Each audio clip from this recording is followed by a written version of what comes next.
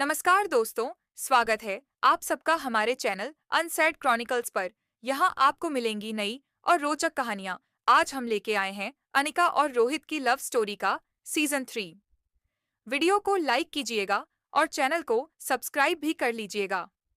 अब हम आज की वीडियो को स्टार्ट करते हैं। दमयंती का किला। दमयंती देवी जैसे ही फोन को उठाती है, सामने से किसी की आवाज आती है।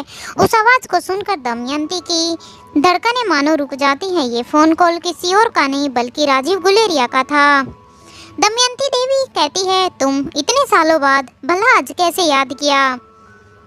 दमयंती देवी आज डर तो रही थी, लेकिन फिर भी अपने डर को काबू में करते हुए उसने राजीव गुलेरिया से पूछा, आज कैसे किया आपने मिस्टर गुलेरिया? क्या कोई खास वजह या फिर से कोई षड्यंत्र रच रहे हो? क्योंकि जहाँ तक मैं तुम्हें जानती हूँ, तुम अपनी आदत तो नहीं बदल सकते।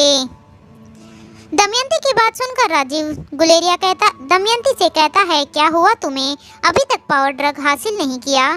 तुम्हारे अंदर अब वो ताकत नहीं रही जो कभी हुआ करती थी, या तुम अभी अपनी बेटी के या तुम भी अपनी बेटी की तरह ही जिंदा होते हुए ही मर चुकी हो। राजीव की बात सुनकर दमयंती देवी को काफी गुस्सा तो आता है। अब वो कहती है, क्या बकवास कर रहे हो तुम? वो तुम्हारी भी बेटी थी, ना कि मेरी। दुनिया में शायद तुम ऐसे पहले बाप हो जिसको बस अभी भी बस अपने मतलब ही दिखाई दे रहा है। उसे ना अपने बच्चे की मौत दिखाई दे रही है, ना कुछ और। यहाँ क्या हुआ है क्या नहीं हुआ है, तुम्हें उसका जरा सा भी अफसोस नहीं है। दमयंती की बात सुनकर अब राजीव कहता है, मुझे तुम अगर ये ना बताओ तो ही अच्छा होगा। मैं सब जानता हूँ क्या हुआ है क्या नहीं। तभी दमयंती कहती है, ओ सच में? फिर क्या तुम्हें अपनी बेटी के जाने का थोड़ा सा भी दुख नहीं हुआ? वो तुम्हारी भी तो बेटी थी। दमयंती की बात सुन के अब राजीव को थोड़ा थोड़ा गुस्सा आने लगता है और वो कहता है, बेटी? कौन सी बेटी? वो बस एक भूल थी जो तुम्हारी ही वजह से हुई थी और जिसका खामियाजा हमें आज तक भुगतना पड़ रहा है। खैर छोड़ो, और कर भी क्या सकती हो तुम?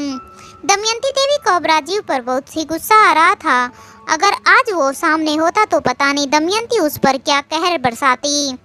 तभी राजीव गुलेरिया फिर से कहता है, अनिका तुम्हारी पकड़ से भाग गई और साथ ही आकाश को भी तुमसे छुड़ा कर ले गई। क्या कर पाई तुम और तुम्हारी ये औरतें? राजीव गुलेरिया कहता है कि अनिका तुम्हारी नाक के नीचे से ये सब खेल खेल गई और तुम कुछ भी नहीं कर पाई। अब राजीव दमयंती को ऑर्डर देते हुए कहता है कि चाहे कुछ भी हो जाए, उसे जल्द से जल्द V16 पावर ड्रग चाहिए, चाहे उसके लिए उसे कुछ भी क्यों ना करना पड़े। राजीव गुलेरिया की ये बात सुनकर दमयंती देवी थोड़ा सा घबराते हुए कहती है कि वो अब अनिका के खिलाफ कोई भी साजिश नहीं करेगी। आज तक मैंने जो कुछ भी किया है, अच्छा या बुरा, उसका नतीजा मुझे आज मिल रहा है। आज मैं उसके अंजाम को अच्छी वाली भुगत रही हूँ। मैं अब खुद को कानून के हवाले कर दूंगी। शायद तब यहीं पर मेरे पापों का पश्चाताप होगा।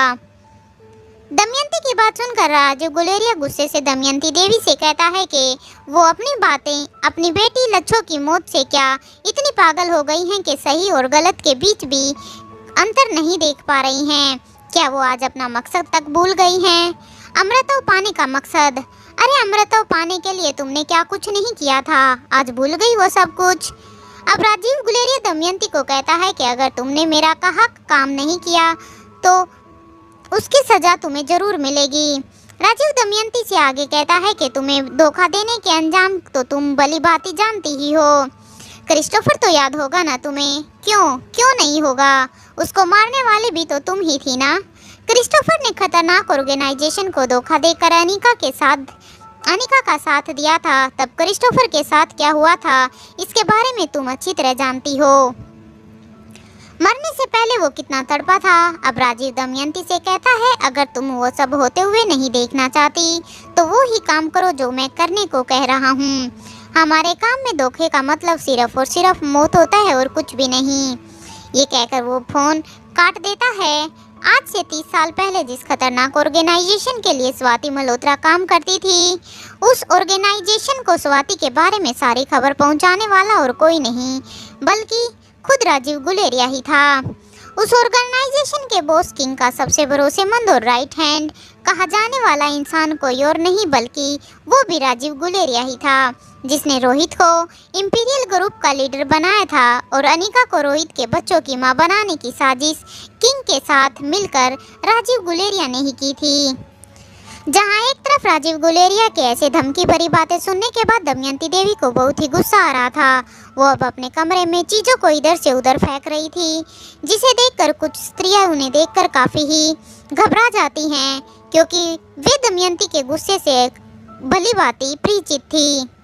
अब तो वहाँ पर रुद्रमा देवी भी नहीं बची हुई थी जो दमयंती के गुस्से को थोड़ा सा शांत कर सकें, क्योंकि रुद्रमा देवी के अलावा किसी में भी वो क्षमता नहीं थी जो दमयंती को ऐसे हालात में चुप करा सकें।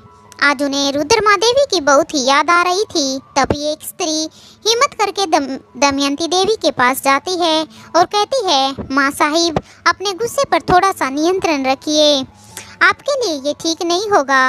वैसे भी काफ़ी समय से आपने ना तो ढंग से खाया है ना ही कुछ पिया है, कृपया करके आप ऐसा ना करें। उस स्त्री की बातों को सुनकर अब दमयंती कहती है, समझता क्या है वो राजीव गुलेरिया अपने आप को। मेरी पूरी जिंदगी उस इंसान ने बर्बाद करके रख दी। मेरा कितना ब्राइट फ्यूचर था, लेकिन उसकी बातों के बहकावे में आकर मैंने खुद को समाज के सामने भी मरा हुआ साबित कर दिया। यहाँ तक कि मैंने अपनी बेटी की परवरिश भी अकेले ही की। क्या कुछ नहीं किया मैंने एक उस इंसान के कहने के ऊपर कि क्या गलत था क्या ठीक था। मैंने बिना सोचे ही हर वो काम करती गई जो इस इंसान ने मुझे बोला। आज राजीव गुलेरिया की बातों से दमयंती बिल्कुल ही टूट चुकी थी, क्योंकि जब उसे पता चलता है कि उसे अपनी बेटी की मौत का भी कोई गम नहीं है, तो अब वो राजीव गुलेरिया के लिए कोई भी काम करना नहीं चाहती थी, चाहे उसका परिणाम कोई भी क्यों ना हो। दमयंती देवी ने अपनी बेटी और अपनी माँ को तो पहले से ही खो दिया था। अब उसके पास वैसे भी जीने की कोई चाह नहीं थी। अब चाहे राजीव गुलेरिया उसे मौत के घाट ही क्यों ना उतार दे, लेकिन अब वो अनिका के खिलाफ कोई भी साजिश करना नहीं चाहती थी। इधर दमयंती देवी से बात करने के बाद अब राजीव गुलेरिया सोचता है कि उसने ना जाने कितने साल पावर ड्रग को हासिल करने में लगा दिए और ना जाने क्रिस्टोफर और दमयंती जैसे कितने ही मोहरों को दांव पर लगाया है, लेकिन वो सब या तो अनिका से हार मानकर मौत के हवाले हो गए या फिर वो अनिका के ही साइड हो गए, क्योंकि कितने ही उसके मोरों को तो अनिका ने अपने साइड कर लिया था और उनको बदल दिया था, जैसे आज दमयंती में बदलाव देखने को मिल रहा है। सालों पहले जब स्वाति ने बूढ़े किंग को मार दिया था, तब उसके बाद भी राजीव गुलेरिया ने कभी भी क्रिस्टोफर या खतरनाक ऑर्गेनाइजेशन को ये पता तक नहीं चलने दिया था कि किंग की मौत हो चुकी है। जब अनिका ने तीनों बच्चों को जन्म दिया था, तो उस टाइम राजीव गुलेरिया ने ही गौतम गुलेरिया को पैसे देकर आर्यन और अलेक्जेंडर को किडनैप करवाया था। आर्यन रोहित को मिलने के बाद जब क्रिस्टोफर अलेक्जेंडर को लेकर यूरोप गया था, तब क्रिस्टोफर काफ़ी घायल था, क्योंकि गौतम के आदमियों से अलेक्जेंडर को बचाते टाइम क्रिस्टोफर को दिल के पास चाकू लग गया था। जब क्रिस्टोफर हॉस्पिटल में अपना इलाज करा रहा था, तब राजीव ने अलेक्जेंडर को V16 पावर ड्रग का एक डोज दे दिया था, जिसके बाद अलेक्जेंडर की बॉडी पावर ड्रग की आदी हो गई थी। राजीव गुलेरिया का प्लान था कि वो रोहित के दिल में अनिका के लिए इतनी नफरत भर देगा, जिसके लिए उसने आर्यन को भी जमीन में दफना दिया था। राजीव अनिका के बच्चों को जरिया बनाकर पावर ड्रग हासिल करना चाहता था। यही राजीव का प्लान था कि वो अलेक्जेंडर को रोहित के पास भेजकर उससे पावर ड्रग हासिल करेगा। इसमें क्रिस्टोफर तो सिर्फ और सिर्फ एक मोहरा था, क्योंकि रोहित आर्यन की मां से नफरत करता होगा, ये सब सोचकर ही उसने ये सब किया था। और जब उसे पता चला कि उसके दूसरे बेटे की ये हालत आर्यन की मां की वजह से हुई है, तो मे भी रोहित वो V16 पावर ड्रग को हासिल करने के लिए अपनी पूरी ताकत लगा देता और किसी भी हाल में पावर ड्रग हासिल करके रहता। लेकिन जब अनिका वापस दोबारा से मनाली आई और आर्यन और रिया एक दूसरे से मिले, तब राजीव का पूरा प्लान खराब हो गया, क्योंकि रोहित को रिया के बारे में सब सच्चाई पता चल गई थी और धीरे धीरे रोहित और अनिका आपस में एक दूसरे से प्यार भी करने लग गए थे।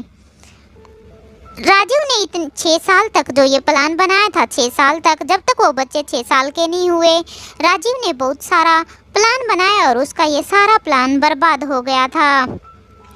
अब राजीव गुलेरिया खुद ही सोचता है कि अब इस मैदान में मैं खुद ही उतरूंगा और ये पावर ड्रग खुद ही हासिल करूंगा, क्योंकि अब राजीव गुलेरिया को अपने किसी भी मोहरे पर कोई भी भरोसा नहीं था। राजीव गुलेरिया ने इस V16 पावर ड्रग को पाने के लिए क्या कुछ नहीं किया, उसने अपने भाई करण गुलेरिया तक को भी धोखा दिया है। इधर दूसरी तरफ गुलेरिया हाउस में भी खुशियां आ चुकी थी। उनकी झलक सबके चेहरे पर साफ साफ दिखाई दे रही थी। करण जो कहीं डाइनिंग हॉल में अपनी एक चेयर पर बैठा हुआ था, आज उसको सुकून था कि आज उसका पूरा परिवार खुश है। इस परिवार में काफ़ी सारे उतार चढ़ाव देखे थे, लेकिन फाइनली आज सब ठीक है। तभी एक नौकर आकर करण की चाय लेकर आता है और करण को कहता है, साहब आपकी चाय। करण गुलेरिया कहते हैं, ठीक है टेबल पर रख दो। नौकर चाय रखकर चला जाता है। आज करण गुलेरिया के पास सब कुछ था, उसका परिवार की खुशियाँ, लेकिन कहीं ना कहीं उसको कमी थी तो बस सवाती की। आज फिर से करण का मन कर रहा था कि वो आज करण का मन उन तस्वीरों को देखकर फिर से उन यादों को ताज़ा करने का हो रहा था। तभी करण अपने स्टोर रूम में जाता है और वहाँ से अपने कॉलेज की कुछ पुरानी किताबें लेकर आता है, जिसमें उसके और स्वाति के कुछ कॉलेज के फोटो थे, जिनको देखकर करण की आंखों में एक नमी आ जाती है। उन फोटोज को देखकर ऐसे लग रहा था जैसे ये कल की ही फोटो हो। स्वाति की उन पुरानी फोटोज को देखते देखते ही उसे वहीं पर राजीव गुलेरिया की भी एक फ़ोटो पड़ी हुई मिल जाती है। जैसे ही वो सामान को उठाते हुए उस फोटो को उठाता है, तभी उसे राजीव गुलेरिया का दिया हुआ धोखा याद आ जाता है। यही वो बात थी जो आज तक करण गुलेरिया ने अनिका से छिपा कर रखी थी। करण ने कभी भी राजीव गुलेरिया के ऊपर कोई भी बात बिल्कुल भी ठीक से नहीं की थी, क्योंकि करण गुलेरिया हमेशा से ही राजीव गुलेरिया के बारे में बात करने से बचना चाहते थे। राजीव जो गुलेरिया परिवार का हिस्सा था, जो कभी करण गुलेरिया के बिजनेस में अच्छे बुरी सब चीज़ों में करण गुलेरिया का साथ देता था। तभी गुलेरिया इंडस्ट्रीज सेकंड नंबर पर थी, लेकिन जब करण को राजीव गुलेरिया की सब हरकतों का पता चलता है तो वो खुद राजीव को घर से निकालकर अपनी फैमिली, अपना बिजनेस सबको संभाल लेते हैं। करण गुलेरिया सारी चीज़ों को भूलकर सिर्फ आकाश की तरफ ध्यान देते हैं और अपने बिजनेस को संभालते हुए अपने सभी भाइयों को उसका हिस्सा दे देते हैं। जब आकाश का एक्सीडेंट हुआ था तब भी राजीव गुलेरिया करण गुलेरिया से मिलने के लिए आया था, जबकि अब वो सिंपैथी दिखाकर वापस गुलेरिया हाउस में अपनी जगह वापस बना सके और अनिका पर भी नज़र रख सके।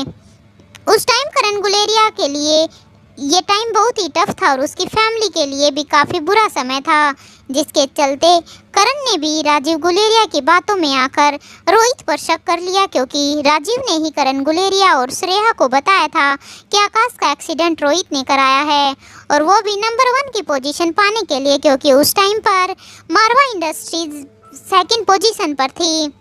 और यही करण गुलेरिया था कि जब अनिका की याददाश्त गई थी, जब श्रेया बार बार रोहित को ही खूनी बोल रही थी। करण को जब इन सब बातों का आभास होता है तो वो अनिका को बताना तो चाहता था, लेकिन अनिका की याददाश्त जा चुकी थी। अनिका को अभी कितनी बार शक हुआ था कि करण गुलेरिया उनसे कुछ छुपा रहे हैं, लेकिन करण गुलेरिया ने कभी भी इस बारे में अनिका से खुलकर बात नहीं की। लेकिन आज वो अपने मन के सारे राज अनिका को बताना चाहता था। आज वो अनिका को इस नए खतरे के बारे में आगाह करना चाहता था। इधर आकाश के कमरे में शाम का वक्त था। हल्की सी बारिश की बूंदें खिड़की के कांच से टकरा रही थी। श्वेता अपने कमरे में थी। उसकी नज़रों में थकान थी, लेकिन उसके चेहरे पर माँ बनने की एक अनकही शांति भी थी। दरवाजे पर तभी एक हल्की सी दस्तक हुई। श्वेता दरवाजे की ओर बढ़ी। जैसे ही वह उसने दरवाज़ा खोला, सामने खड़ा शख्स कुछ पल के लिए उसका अतीत, वर्तमान और भविष्य बन गया। ये शख्स और कोई नहीं बल्कि आकाश गुलेरिया था। श्वेता आकाश को देखते ही सहसा ही बोल उठी, आकाश। श्रेया के शब्द जैसे उसके होठों पर आकर जम गए हों। आंखें फैल गई, सांसें थम सी गई। श्रेया ये कहते हुए तभी आकाश की आवाज़ भी श्रेया का नाम लेते ही काँप उठी। अब आकाश कहता है, मुझे माफ़ करना श्रेया, मैं तुम्हारे साथ किसी भी पल नहीं था। मेरे दोनों ही बच्चों की प्रेगनेंसी से डिलीवरी तक मैं तुम्हारे साथ नहीं था, जबकि मैंने तो तुम्हें प्रॉमिस किया था तुम्हें हमेशा खुश रखने का, तुम्हारे हर सुख दुख में तुम्हारा साथ देने का। आकाश अब अपने दोनों हाथ जोड़कर खड़ा हो जाता है और कहता है, मुझे माफ करना श्रेया। श्रेया की आंखों से अब आंसू बहने लगते हैं। वो वहीं दरवाजे की चौखट पर सुनसी होकर खड़ी हो जाती है। अब आकाश धीरे धीरे आगे बढ़ा, उसके कदम कांप रहे थे। उसने झट से श्रेया को अपने गले लगा लिया। आज श्रेया और आकाश दोनों की ही आंखों में आंसू थे, लेकिन ये आंसू अब खुशी के थे। अब आकाश बेड के पास जाता है और अपने बेटे के हाथ को अपने हाथ में लेता है। थोड़ी ही देर में वह उसका बेटा उसकी छोटी सी उंगली से आकाश की उंगली पकड़ लेता है। अब आकाश कहता है, आज तक जो हुआ सो हुआ, लेकिन आगे से अब ऐसा नहीं होगा। मैं तुम्हारे पहले कदम, पहले शब्द, पहले आंसू सब के लिए वहाँ नहीं था, पर आज तुम्हारी हर सांस में रहूँगा। मैं वापस आ गया हूँ श्रेया, अब मैं तुम्हें छोड़कर कभी भी कहीं नहीं जाऊँगा। पीछे श्रेया खड़ी खड़ी रो रही थी। अब श्रेया कहती है, पता है आकाश, मैंने तुम्हें हर रात याद किया, हर कांच पर तुम्हारी परछाई ढूंढी, मैं हर चीज में तुम्हें इमेजिन करती थी। आकाश ने श्रेया के आंसू पोंछते हुए कहा, जानता हूँ श्रेया, मेरा हाल भी कुछ ऐसा ही था, लेकिन शुक्र है हम दोबारा ऐसे मिल तो पाए, नहीं तो मेरी तो उन 4 दीवारों में कैद होने के बाद उम्मीद ही टूटती जा रही थी कि पता नहीं कभी दोबारा तुमसे मिल पाऊंगा या नहीं। श्रेया भी अब आकाश के आंसू पोंछती है और उसके गले लग जाती है और कहती है, अब कभी मुझे और बच्चों को छोड़कर इतनी दूर मत जाना, क्योंकि अब की बार तो मैं बर्दाश्त कर गई थी, लेकिन शायद दोबारा अगर ऐसा हुआ तो मैं वो बर्दाश्त नहीं कर पाऊंगी। आकाश अब श्वेता की बातें सुनकर अब अपना सिर हाँ में हिला देता है। आज की वीडियो के लिए सिर्फ इतना ही। नेक्स्ट एपिसोड कल अपलोड होगा। वीडियो पसंद आई हो तो एक प्यारा सा कमेंट जरूर कीजिएगा और वीडियो को लाइक जरूर कीजिएगा। साथ ही चैनल को सब्सक्राइब कर लीजिएगा और हमें बताइएगा कि आप हमारी वीडियो को कहां-कहां से देख रहे हैं। धन्यवाद।